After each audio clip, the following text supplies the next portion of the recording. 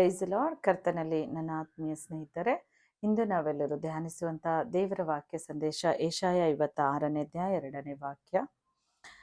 ಇಗೋ, ನೀವು ಸಬ್ಬತ್ ದಿನವನ್ನು ಹೊಲೆ ಮಾಡದೆ ದೇವರ ದಿನವೆಂದು ಆಚರಿಸುತ್ತಾ ಯಾವ ಕೇಡಿಗೂ ಕೈ ಹಾಕದ ಮಾನವನು ಭಾಗ್ಯವಂತನು.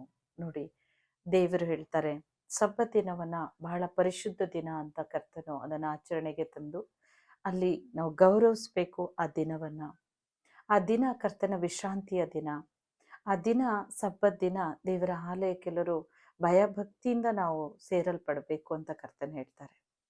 ಆ ದಿನವನ್ನ ದೇವರು ತುಂಬಾ ಪ್ರೀತಿಸಿ ಅಲ್ಲಿ ನನ್ನ ಮಕ್ಕಳು ಬರ್ತಾರೆ, ಅವರನ್ನು ನಾನು ಆಶೀರ್ವದಿಸ್ಬೇಕು ಅಂತ ಕಾದು ಕುಳಿತಂಥ ದಿನ ಅದು ವಿಶ್ರಾಂತಿ. ಕರ್ತನು ನಮ್ಮೆಲ್ಲರಿಗೋಸ್ಕರ ರೆಸ್ಟಾಗಿ ಕೂತ್ಕೊಂಡು ಆತನೇ ಸಕಲ ಸೃಷ್ಟಿಯನ್ನ ಮುಗಿಸಿ ರೆಸ್ಟಾಗಿದ್ದು ನಮಗಾಗಿ ಆಶೀರ್ವಾದ ಮಾಡೋಕ್ಕೆ ಕಾದಿದಂಥ ದಿನ ಅದು ಸಬ್ಬತ್ ದಿನ.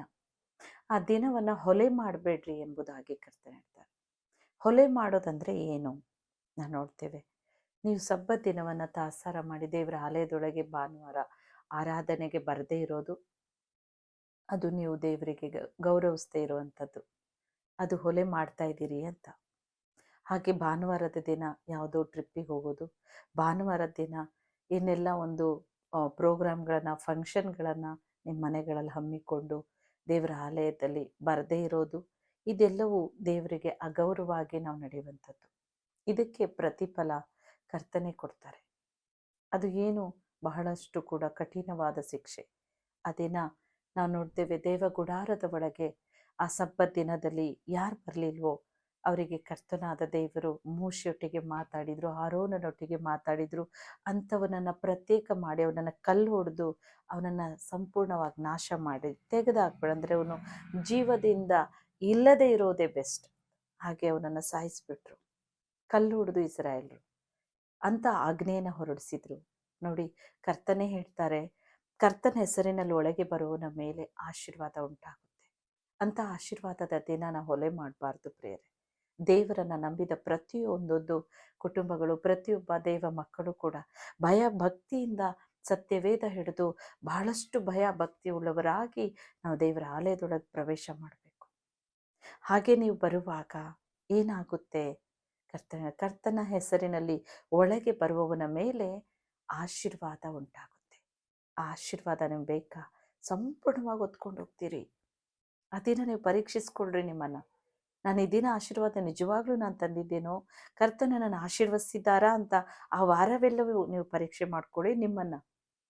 ನೀವು ಸಬ್ಬತ್ ದಿನದಲ್ಲಿ ದೇವರ ದಿನ ಬಹಳ ಭಕ್ತಿ ಉಳ್ಳವರಾಗಿ ನೀವು ಹೋಗಿ ಆರಾಧನೆ ಮಾಡಿ ಬಂದಿದ್ದೀರಂದರೆ ಆ ವಾರ ಎಲ್ಲ ಕರ್ತ ನಿಮ್ಮನ್ನು ತುಂಬ ಅದ್ಭುತವಾದ ರೀತಿ ನಡೆಸ್ತಾರೆ, ವಿಶೇಷ ರಕ್ಷಣೆ ಕೊಡ್ತಾರೆ. ಆತನ ರೆಕ್ಕೆಯಲ್ಲಿ ನಮ್ಮನ್ನು ಹುದುಗಿಸಿ ಕಾಪಾಡ್ತಾರೆ. ತಂದೆ ನಮ್ಮನ್ನು ಕರೆದಿರೋದೇ ಆಶೀರ್ವಾದ ಮಾಡುವುದಕ್ಕಾಗಿ.